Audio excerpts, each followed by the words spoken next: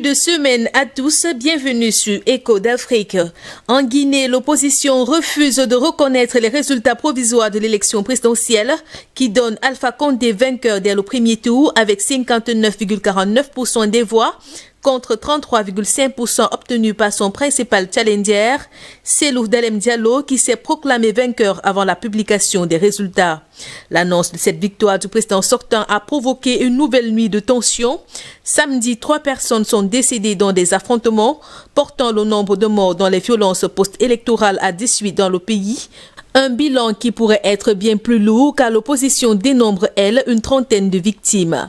Dimanche, le vice-président de l'instance en charge de l'organisation des élections, qui est issu de l'opposition, a signé une déclaration proposant la reprise partielle ou totale du scrutin en raison d'un certain nombre d'anomalies. Dans un rapport, il pointe le refus d'afficher les résultats, le manque de transparence dans la remontée des procès-verbaux, les disparitions, les substitutions ou encore les falsifications de PV. Le document souligne une concentration d'anomalies dans la région de la Haute-Guinée, réputée être un fief du pouvoir en place, où certains taux de participation oscillent entre 98 et plus de 100%. Peu de bureaux de vote annulés, presque aucun bulletin nul dans cette zone rurale, avec un fort taux d'analphabétisation. Dans cet élan de contestation, le Front national pour la défense de la Constitution, qui avait appelé au boycott du scrutin présidentiel pour faire barrage à un éventuel troisième mandat du président Alpha Condé, a annoncé une série de manifestations illimitées à travers le pays. Face à cette situation explosive, une mission de diplomatie préventive constituée des émissaires de l'ONU, de l'Union africaine et de la Communauté économique des États de l'Afrique de l'Ouest est arrivée dimanche en Guinée. Présidentielle en Côte d'Ivoire, la campagne de retrait des cartes d'électeurs vient de s'achever. Le premier tour de la présidentielle est prévu dans moins d'une semaine. Près de 7,5 millions de citoyens sont enregistrés sur les listes électorales. Un chiffre record. Le mois dernier, le porte-parole de la Commission électorale indépendante se félicitait d'une augmentation de 13% du nombre d'électeurs inscrits sur les listes. Ces derniers jours, le retrait des cartes a connu un ralentissement dans certaines zones du pays, lié à l'appel à la désobéissance civile et au boycott actif lancé par l'opposition et les violences qui ont notamment fait 16 morts à Dabou. Initialement prévu pour le mardi 20 octobre 2020, la fin de l'opération de retrait des cartes d'électeurs pour le scrutin présidentiel a été reportée au dimanche 25 octobre. Un report dû aux actes de vandalisme qui ont été perpétrés par des individus dans des bureaux de vote, dont certains sont situés dans la commune de Yopougon. Dans le pays, l'atmosphère est lourde. Le président Alassane Ouattara a annoncé la suspension de certaines activités liées à sa campagne électorale après le décès vendredi 23 octobre de son ministre de l'administration du territoire et de la décentralisation, Sidiki Diakité. Les causes de sa mort n'ont pas été officiellement précisées. Toutefois, plusieurs médias locaux font état d'une crise cardiaque. Un deuil national de 72 heures a par ailleurs été instauré. Dimanche prochain, les électeurs devront faire leur choix entre 4 candidats. L'opposition est vent debout contre la candidature d'Alassane Ouattara, mais dans le même temps, aucun de ces candidats ne se décide à se retirer de la course. Une situation qui fait craindre le pays dans une Côte d'Ivoire où les cicatrices de la crise post-électorale de 2010 restent encore très vivaces. Aux Seychelles, l'opposition a remporté dimanche une victoire historique avec l'élection à la présidence dès le premier tour du pasteur anglican Wawel Rakalawan, dont le parti Lyon démocratique Selesewa a également gagné les législatives.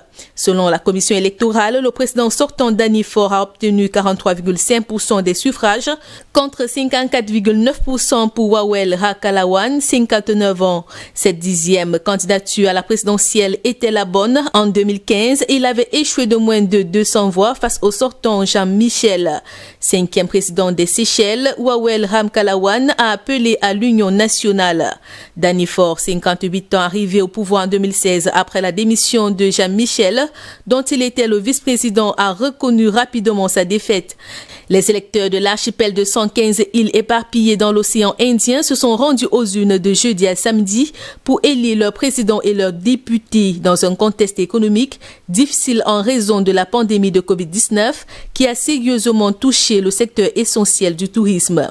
Les 74 600 électeurs de l'archipel se sont fortement mobilisés lors de ce scrutin qui a totalisé un taux de participation de 88,45%, une légère hausse par rapport aux 87,4% du premier tour de la présidentielle en 2015.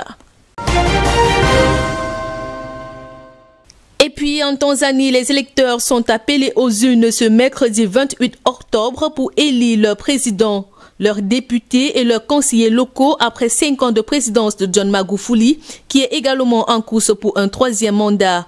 Vendredi, le chef du principal parti d'opposition, Chadema, a accusé la commission électorale d'organiser la fraude en amont de ces élections générales. Tundu Lissu a pointé une manipulation massive du registre biométrique des électeurs. Selon lui, certains électeurs légitimes ont été déplacés ou ont disparu des listes.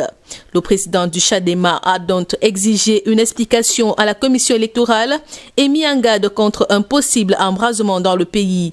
Dans la même veine, le leader d'un autre parti d'opposition, ACT Ouassalendo, a assuré que près de 14 000 électeurs fantômes auraient été rajoutés des listes rien que dans sa circonscription de Kigoma dans l'ouest du pays. Ces accusations sont lancées vers la fin d'une campagne électorale qui n'a pas été de tout repos pour les opposants. Début octobre, la commission électorale avait suspendu pour une semaine la campagne du candidat du Chadema, Tundu Lissu, en l'accusant d'avoir tenu des propos séditieux et formulé des accusations infondées à l'encontre des lois électorales. Un détour en Égypte avant de refermer cette édition. Les bureaux de vote ont ouvert samedi pour les élections législatives. Le vote du Parlement est le deuxième à se tenir depuis le début de la pandémie de Covid-19. La chambre basse du Parlement égyptien, composée de près de 600 législateurs, est l'organe de contrôle de la politique du président Abdel Fattah al-Sisi. En août, l'Égypte a organisé un vote pour 200 des 300 sièges du Sénat dans un exercice marqué par un faible taux de participation d'environ 14%. Voilà qui fait l'essentiel de l'actualité en Afrique. Excellent début de semaine à vous en compagnie des programmes de DBS Télévision.